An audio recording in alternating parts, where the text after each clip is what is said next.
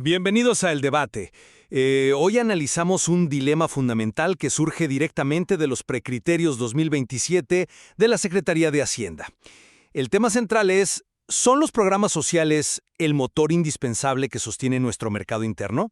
¿O representan una carga fiscal que, digamos, está ahorcando al sector empresarial y frenando el desarrollo de México? Es una gran pregunta. Y mira, generalmente cuando pensamos en desarrollo económico, visualizamos la construcción de un gran rascacielos, ¿no? Vemos cimientos de acero, vemos grúas moviendo bloques de concreto y asumimos casi por inercia que el capital privado es el único acero que sostiene esa estructura. Exacto, y desde esa óptica, que la verdad es muy común, creemos que si simplemente le quitamos peso a la estructura, o sea, bajando impuestos y liberando el capital de las empresas, pues el edificio automáticamente se va a construir más rápido y llegará más alto. Claro, esa es la teoría clásica. Sí, pero mi postura en esta mesa, y siendo muy crítica desde la perspectiva del empresario, es que el diseño expansivo de estos programas asistenciales está extrayendo recursos vitales. Estamos desincentivando la inversión corporativa y al hacerlo, perjudicamos severamente el desarrollo a largo plazo del país. Estoy muy segura de que los datos nos respaldan en esto. Bueno, yo estoy seguro de lo contrario. Porque la realidad de nuestra arquitectura económica es que esos cimientos de acero de los que hablas, por sí solos, se oxidan y colapsan si el terreno sobre el que están construidos es inestable. Mi perspectiva es que el gasto social y los programas asistenciales no son simples decoraciones en el vestíbulo. Ajá. Conforma un pilar macroeconómico que genera un mercado interno robusto. Y ese mercado interno es el que termina beneficiando al sector empresarial al garantizarle, pues, una demanda constante en tiempos de crisis. La pregunta entonces es si al intentar nutrir ese subsuelo social, ¿no estamos accidentalmente dinamitando las propias grúas? O sea, fundiendo el acero que necesitamos para seguir construyendo hacia arriba. Porque, a ver, los datos del documento nos pintan un escenario de muchísima tensión para la iniciativa privada. Entremos en materia, entonces. Lo que los precriterios 2027 nos muestran es que el llamado modelo de desarrollo con bienestar funciona. ¿Funciona? Sí, y funciona frente a un entorno global que es verdaderamente desafiante, ¿no? Tuvimos un gasto en desarrollo social que alcanzó un histórico 13.1% del Producto Interno Bruto. A ver, esto no es dinero que desaparece en un agujero negro. No desaparece, pero El mecanismo es muy directo. El gobierno inyecta liquidez en los hogares a través de la pensión para el bienestar o la beca Rita Cetina, y ese dinero se traduce de inmediato en consumo. consumo de corto plazo. Hay que subrayar eso. Consumo que salva negocios. O sea, la señora que recibe su pensión va y compra en la tienda de abarrotes de su colonia. Ese tendero le compra a los proveedores locales y esos proveedores a las fábricas mexicanas. Sí, es un ciclo. Es este ciclo el que ha mantenido vivas a miles de empresas frente a la altísima incertidumbre comercial con Estados Unidos. Piensa en los programas sociales como un sistema de amortiguación. A ver, Cuando las exportaciones sufren por tensiones arancelarias, esta red de protección garantiza que las cajas registradoras en México sigan sonando. detengámonos en esa analogía porque me parece peligrosa. No es un amortiguador. Es como sacarle la gasolina al motor para lavar la carrocería. Híjole, no lo veo así. Pues es que le estás quitando a las empresas el capital líquido que necesitan para poder innovar y operar. Y todo para devolvérselos a cuentagotas en forma de consumo básico. Como estrategas económicos de verdad no podemos ignorar el costo de oportunidad. Pero, ¿costo de oportunidad en qué sentido? Las empresas están vendiendo gracias a esa liquidez. Sí, están vendiendo, pero fíjate en el cómo. Si revisamos los anexos de los precriterios, se proyectan destinar más de 547,000 millones de pesos única y exclusivamente a la pensión de adultos mayores para 2027. Es una inversión histórica, claro. Más casi 135,000 millones para becas. La gran pregunta es, ¿de dónde sale ese dinero? De la recaudación. ¿De los impuestos? El Estado está sometiendo al sector privado a una fiscalización brutal. Los ingresos tributarios alcanzaron un máximo histórico del 15.6% del PIB. O sea, estás ahorcando a las empresas con impuestos para financiar una transferencia de riqueza colosal. Pero, ojo, esos impuestos generaron ingresos históricos que precisamente salvaron el consumo interno cuando más se necesitaba. Fue un salvavidas. Salvaron el consumo de abarrotes, de acuerdo, totalmente. Pero el consumo de subsistencia no construye plantas industriales, ni moderniza líneas de ensamble. Bueno, no directamente. Es que si tomas esos 547,000 millones y los retiras del sector productivo, la empresa ya no puede comprar el robot de ensamblaje que necesita. Y si no compra ese robot, pierde el contrato de nearshoring con una empresa en Texas. Ese es el costo real. Entiendo el punto de la maquinaria. Y por eso el documento trae un dato que es alarmante. En 2025, la construcción no residencial se desplomó un 14.6%. Mira, no te voy a negar que ver caer la inversión en infraestructura privada un 14.6% o la inversión en maquinaria un 8.1% duele. Es un número duro. Durísimo. Pero estás culpando al culpable equivocado. El mismo documento de Hacienda atribuye esa contracción a la incertidumbre del entorno electoral y a las tensiones comerciales con Estados Unidos, no a una asfixia fiscal por los programas sociales. Es que están profundamente conectados. Si tienes incertidumbre global, lo último que deberías hacer es quitarle liquidez a tus empresas. Pero el Estado necesita recaudar. Sí, pero el empresario necesita ese capital para blindarse, para invertir en inteligencia artificial, en robótica, en centros de datos. En cambio, le dices, dame tus utilidades y te las devuelvo cuando el pensionado te compre tortillas. Es una intermediación sumamente ineficiente que frena la inversión real en fierros, en máquinas, en tecnología. Pero asumes que si el Estado no recaudara ese 15.6% del PIB, las empresas automáticamente reinvertirían todo ese excedente en innovación aquí en México? Esa es la naturaleza del negocio. La historia nos ha demostrado que los excedentes corporativos, cuando no hay un mercado interno dinámico que te compre lo que produces, a menudo terminan en instrumentos financieros especulativos o simplemente se fugan. Para que el empresario invierta en fierros y máquinas, necesita la certeza de que habrá gente con dinero en la bolsa dispuesta a consumir sus productos. A ver, la certeza se construye con viabilidad financiera. Y ahí entra otro concepto del que tenemos que hablar hoy, la consolidación fiscal. El ajuste de las cuentas públicas. Sí, el documento lo menciona. Exactamente. El reporte subraya un esfuerzo de consolidación fiscal de 1.3 puntos porcentuales del PIB en 2025. Es decir, el gobierno tuvo que apretarse el cinturón drásticamente para cuadrar las cuentas. De hecho, el mayor ajuste desde 1990. Pero la pregunta clave es, ¿de dónde cortó el gobierno para apretarse ese cinturón? Bueno, lo hizo sin provocar una recesión, que es un logro gigantesco si lo comparas con la crisis del 95. No hubo recesión de consumo, te lo concedo, pero veamos a las verdaderas víctimas de este ajuste.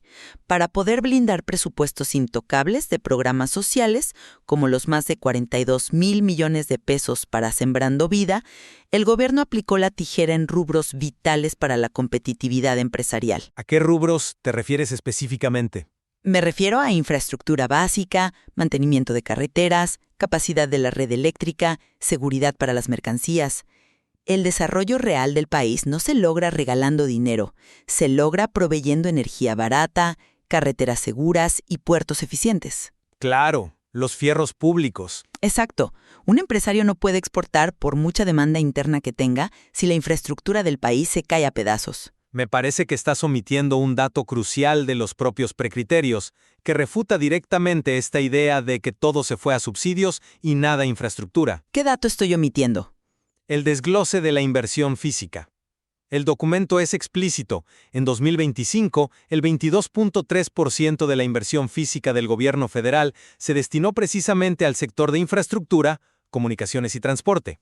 Ajá. No dejó de invertir en los cimientos físicos. Está inyectando capital en la conectividad y la logística que el sector privado tanto demanda para reducir sus cuellos de botella. Claro, un incremento del 89.2% suena espectacular, hasta que revisas el contexto, ¿no?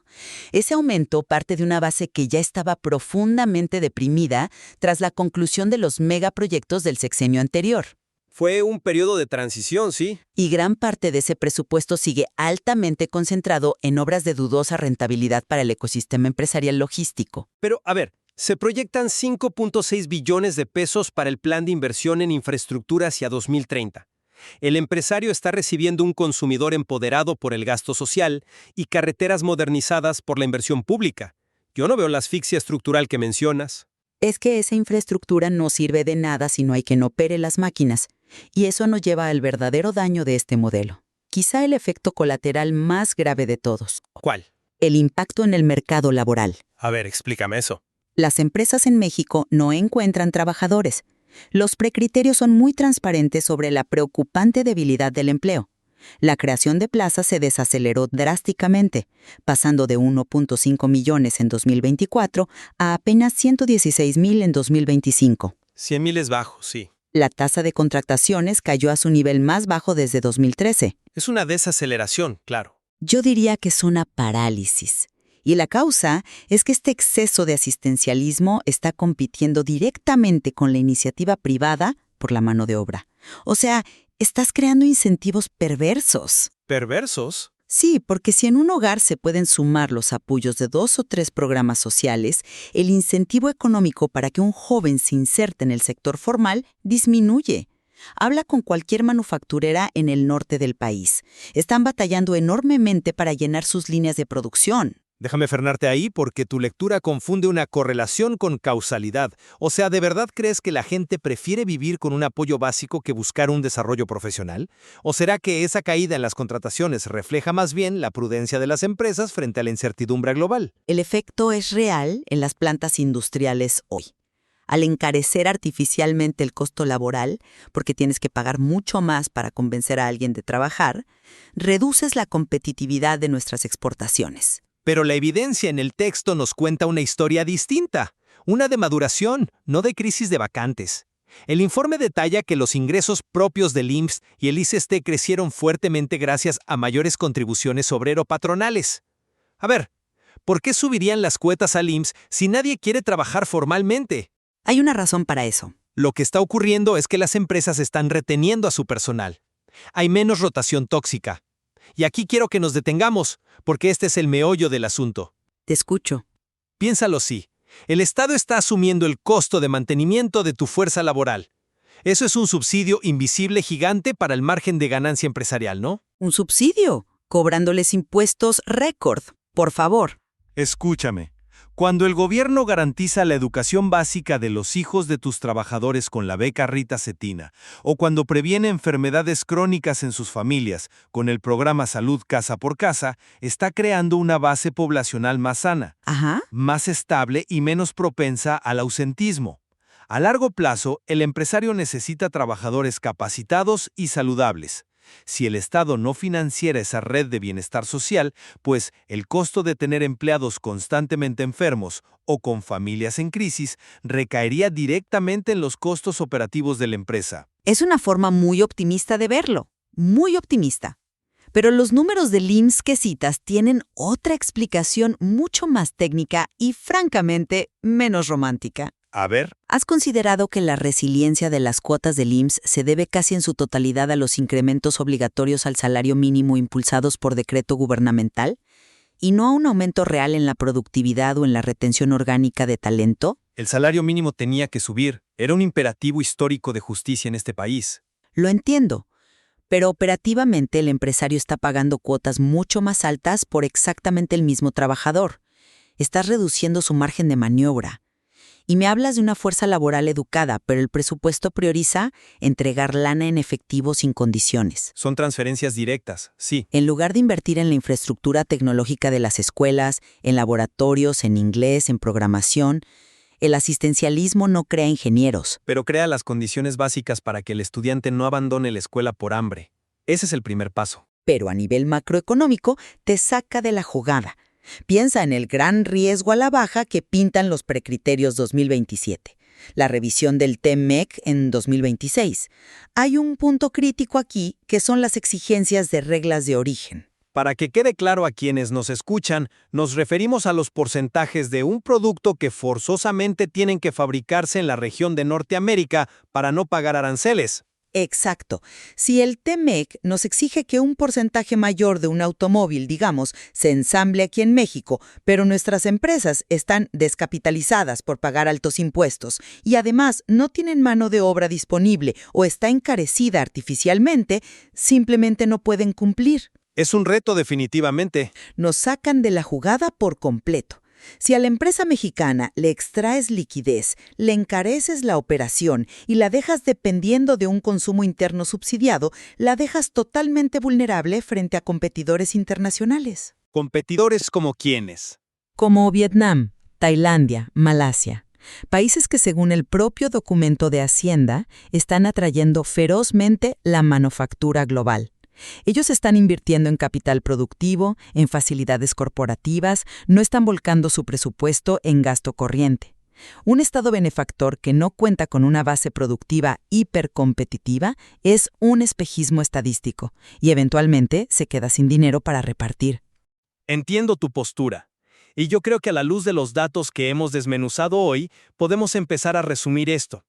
Desde mi perspectiva, respaldada por la arquitectura de estos precriterios generales 2027, la responsabilidad fiscal combinada con una fuerte red de programas sociales es el cimiento insustituible de un mercado interno predecible. Yo difiero en la palabra insustituible. El gobierno no está asfixiando al sector productivo, está construyendo una sociedad cohesionada.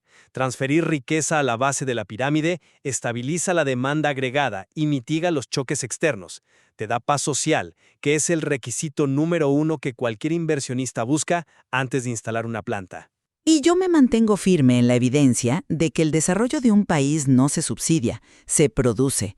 Las políticas que revisamos hoy confirman que priorizar el gasto asistencial sobre la formación de capital productivo tiene una factura altísima. Los números están ahí. Sí, y ver la inversión en maquinaria contraerse es una alarma roja.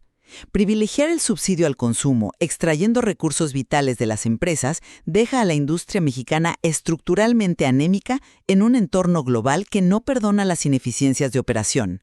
Necesitamos capital libre para competir, no más impuestos. Sin embargo, a pesar de que tenemos lecturas diametralmente opuestas sobre los mecanismos de la política fiscal y su impacto corporativo, creo que hay puntos en los que no hay forma de negar el diagnóstico que hace la Secretaría de Hacienda. Ambos coincidimos en que México está navegando por un entorno internacional extremadamente volátil. Sí, de acuerdo. Las disrupciones geopolíticas y sobre todo la revisión del TMEC representan un desafío monumental para ambos lados de la moneda. Totalmente.